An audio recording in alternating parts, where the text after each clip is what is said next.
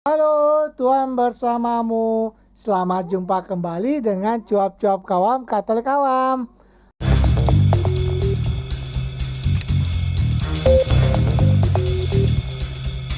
Apa kabar Bapak dan Ibu, kakak dan adik, saudara-saudara, teman-teman dan rekan-rekan semua? Semoga baik adanya, sehat, sejahtera, dan bahagia. Mari bersama dengan cuap-cuap kawam kita membaca dan mendengarkan bacaan dan renungan hari ini. Ingatlah untuk memberikan suka, komentar, dan bagikan kepada yang lain, sehingga mereka dapat membaca dan mendengarkan bacaan dan renungan hari ini, serta mendapatkan berkat belas kasih dari Tuhan. Mari kita hening sejenak sebelum kita membaca. Bacaan diambil dari Kisah Para Rasul, bab 2 ayat 36 sampai 41. Jadi, seluruh kaum Israel harus tahu dengan pasti bahwa Allah telah membuat Yesus yang kamu salibkan itu menjadi Tuhan dan Kristus. Ketika mereka mendengar hal itu, hati mereka sangat terharu. Lalu mereka bertanya kepada Petrus dan rasul-rasul yang lain, "Apakah yang harus kami perbuat, saudara-saudara?" Jawab Petrus kepada mereka, "Bertobatlah dan hendaklah kamu masing-masing memberi dirimu dibaptis dalam nama Yesus Kristus untuk pengampunan dosamu. Maka kamu akan menerima karunia Roh Kudus.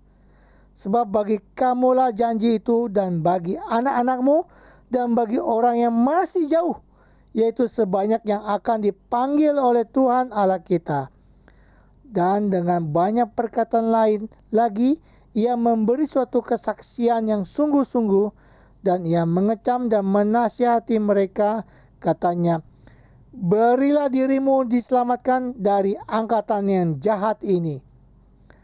Orang-orang yang menerima perkataannya itu memberi diri dibaptis, dan pada hari itu jumlah mereka bertambah kira-kira 3.000 jiwa. Demikianlah sabda Tuhan. Syukur kepada Allah. Inilah Injil suci menurut Yohanes bab 20 ayat 11 sampai 18. Tetapi Maria berdiri dekat kubur itu dan menangis. Sambil menangis, ia menjenguk ke dalam kubur itu. Dan tampaklah olehnya 2 orang malaikat berpakaian putih. Yang seorang duduk di sebelah kepala dan yang lain di sebelah kaki di tempat mayat Yesus terbaring. Kata malaikat-malaikat itu kepadanya, "Ibu, mengapa engkau menangis?" Jawab Maria kepada mereka, "Tuhanku telah diambil orang, dan aku tidak tahu di mana ia diletakkan."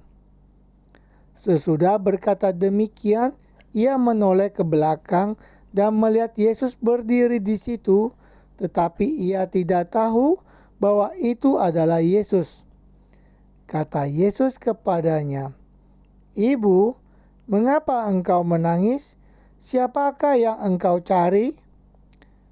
Maria menyangka orang itu adalah penunggu taman, lalu berkata kepadanya, "Tuan, jikalau Tuan yang mengambil dia, katakanlah kepadaku di mana Tuhan meletakkan dia, supaya aku dapat mengambilnya." Kata Yesus kepadanya, "Maria!" Maria berpaling dan berkata kepadanya dalam bahasa Ibrani, "Rabuni!" artinya guru. Kata Yesus kepadanya, "Janganlah engkau memegang aku, sebab aku belum pergi kepada Bapa. Tetapi pergilah kepada saudara-saudaraku dan katakanlah kepada mereka bahwa sekarang aku akan pergi kepada Bapakku dan Bapamu, kepada Allahku dan Allahmu."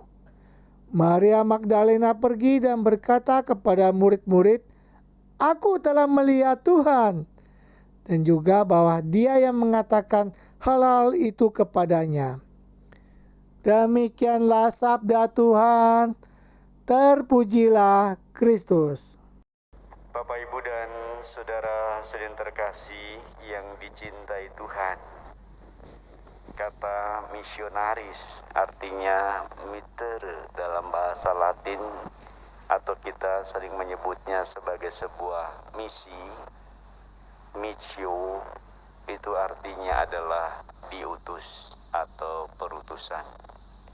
Maka dalam catatan ini kita melihat bahwa seluruh Injil Yohanes isinya adalah diutus untuk bersaksi.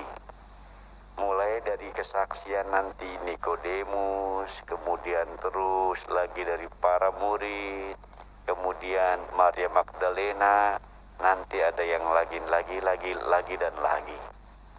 Kemudian seluruh perspektif setelah Paskah ini juga diperdengarkan kepada kita bacaan kisah para rasul. Seluruh kisah para rasul yang ditulis oleh Injil Lukas berbicara kepada kita tentang kesaksian para murid pertama setelah Yesus wafat. Apa yang mereka perbuat ialah bersaksi. Maka kata kesaksian itu menjadi penting karena miter perutusan Anda dan saya adalah diminta untuk menjadi saksi-saksi Injil, saksi-saksi kabar baik. Kita diutus pula untuk bersaksi tentang kebangkitan Yesus yang menjadi jaminan dari keselamatan kita. Maka hidup sebagai sebuah kesaksian itu menjadi amat sangat penting. Anda bayangkan hidup Anda tidak menjadi sebuah kesaksian. Diteladani tidak, berdoa tidak, yang religius tidak, bacaan Injil nggak pernah, baca-baca kitab suci ya ampun, mungkin juga berbuat baik nggak pernah. Lalu apa yang ingin menjadi kesaksian hidupnya? Kosong, atau mungkin suam-suam kuku. Nah, itu belum menjadi sebuah catatan bahwa missio, saksi-saksi Injil, diutus mewartakan kabar baiknya, belum sampai kepada sebuah pengalaman iman. Kalau Anda misalnya sembuh dari sakitnya itu karena mujizat Tuhan, nah yang kayak gini nih, nggak usah dinasehatin, dia pasti sudah bersaksi sampai kapanpun. Tapi yang susah adalah yang belum pernah mengalami pengalaman rohani, nggak melihat Tuhan, maka hidupnya susah dan sebagainya, maka tidak menjadi sebuah kualitas atas kesaksian itu sendiri. Inilah yang dialami oleh Maria Magdalena. Maria sebetulnya sangat berduka. Dia mencintainya. Maka pagi-pagi benar ia telah ada di makamnya Yesus, tapi kosong. Coba Anda bilang, apakah putra atau lalaki pagi-pagi buta ada di makam? Boro-boro, mereka lebih enak tidur. Tapi ini perempuan, dari motivasi saya pernah merasa diselamatkan oleh Tuhan, maka dia bawa rempah-rempah untuk berdoa di sana. Apa yang terjadi? Makam kosong. Nangislah ia karena suasananya dia sedang kehilangan sesuatu. Justru itulah saudara yang terkasih, kalau kita punya masalah-masalah, jangan banyak nangis, malah nggak menyelesaikan masalah menurut saya loh ya. Kalau banyak nangis, dikit-dikit nangis, saya cuma kalau ada orang datang menangis-nangis dengan problem, saya cuma memperhatikan dia rasional apa enggak, dia bisa menemukan masalahnya apa enggak, dia bisa menemukan solusi hidupnya apa enggak, atau apa yang bisa dibantu untuk supaya dia bisa rasional. Udah nangisnya, baru ngomong sebentar, nangis lagi. Baru ngomong sebentar, nangis lagi. Saya pernah sampai dengerin orang menangis itu 45 menit. Pernah dalam sebuah proses, ya udah saya diemin aja. Udah nangis lagi, akhirnya saya bilang, ketika dia udah capek nangis, saya bilang, tuh kan, cuma capek doang. Yuk kita discuss apa masalahmu dan mari kita temukan jalan keluar untuk itu. Itu itu yang penting. Oh ya. Pengalaman Maria Magdalena juga begini, nggak rasional. Yesus dianggap penjaga taman, coba. Ini kan keterlaluan, penghinaan, karena orang sedang dalam duka cita. Tapi pengalaman akhirnya Rabuni gitu ya.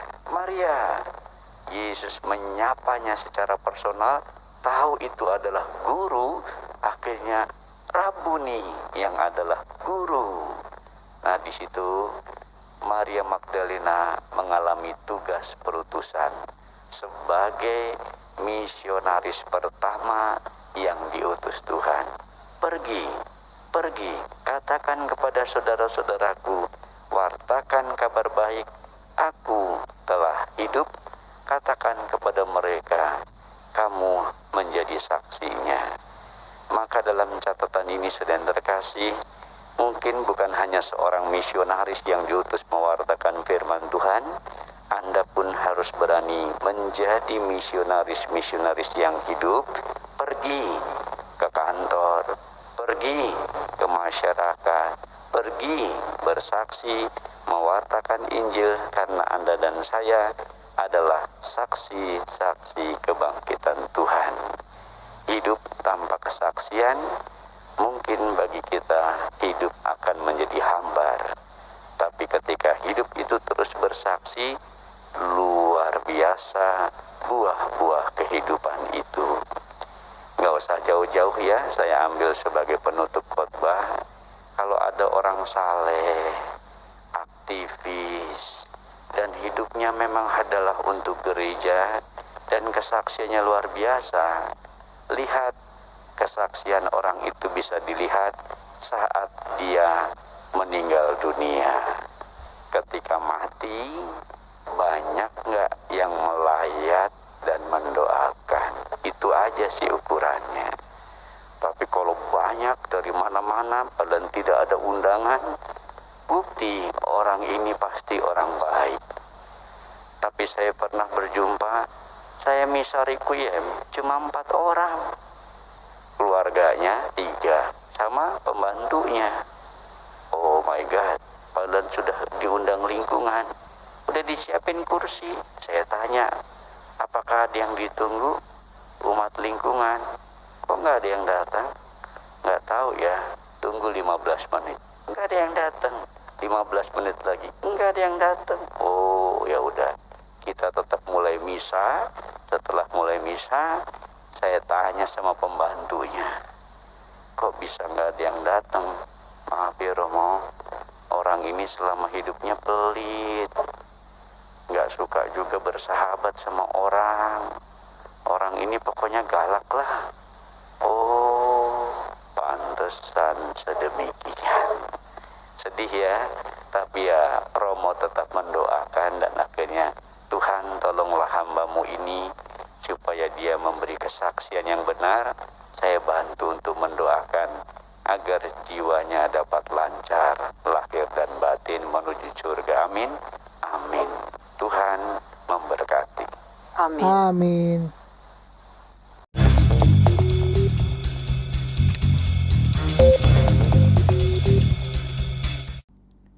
Tuhan bersamamu.